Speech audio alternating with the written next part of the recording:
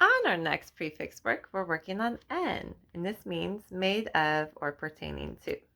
Now, I'm going to give you some loose uh, definitions of these words, but you can look them up in the dictionary if you want exact definitions. All right, first word. Enthusiasm. Enthusiasm.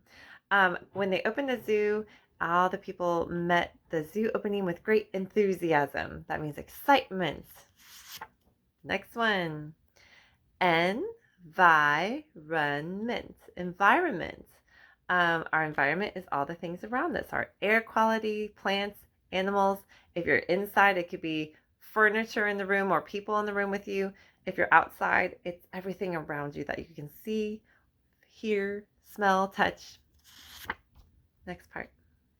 Encourage. Encourage.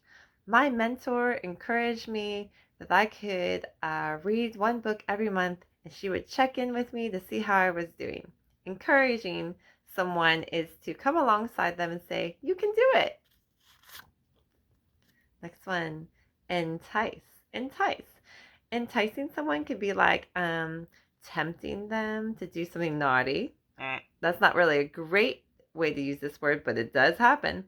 Or enticing can also be like, ooh, I walked by the bread factory and the smells enticed me to go in and ask for some fresh bread.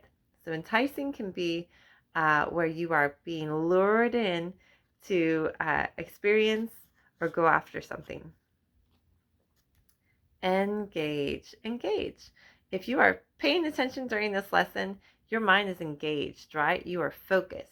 Another form of engage is like if you ask someone to marry you and they say yes, that means you're engaged. And that means you are planning to get married. Endure. Endure. I remember having to go to a class I didn't really like, and I had to endure some really long lessons. Hopefully, you don't feel that way about this. Enduring is where you have to just have mental fortitude and say, I could do this, I can make it through. For example, when I tried to run 5 miles once, oh my goodness, that was hard for me. And I worked so hard and I was huffing and puffing, but guess what? I endured to the end and I felt good about it. Maybe you have a goal where some parts are not fun. You can endure and have some perseverance and reach your finish line.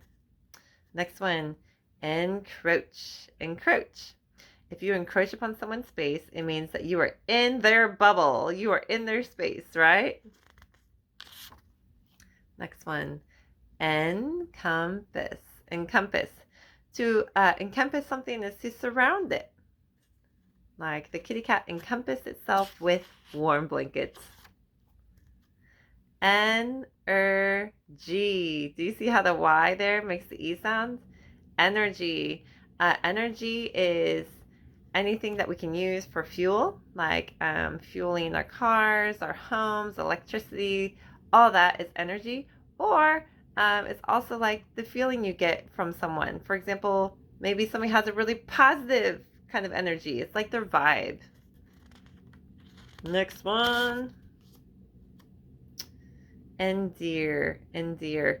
Um, I think of the heart for this one.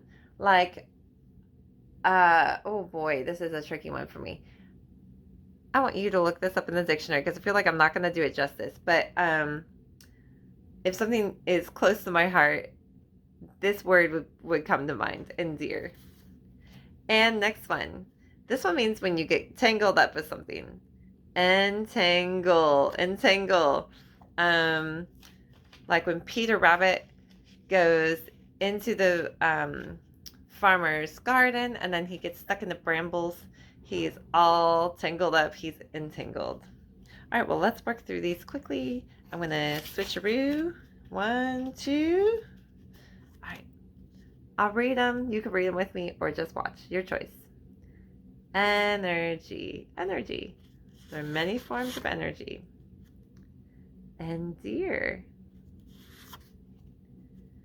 Environment. Environment. For example, you can plant a tree and it's healthy for the environment as they filter the air. Encourage, encourage. I hope you encourage your friends and your family members. Entice, entice.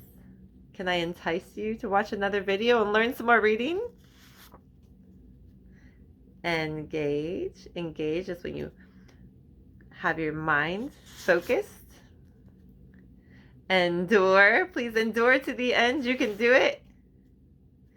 Entangle, like if you don't tie your shoes, you might get entangled and fall over. Encroach, encroach, do not encroach upon my land, said the cranky man. Enthusiasm, I hope you have great enthusiasm for reading. And last one, encompass, encompass. Well, why don't you encompass yourself with a big old hug and say, good job, me. I'm so proud of you for working on these great prefixes. Don't forget, if you see en in the wild, you know you can say n, and the rest of that word will just come sliding along because you're working really hard on these multisyllabic words. Give yourself another encompassy hug, and I'll see you on the next video.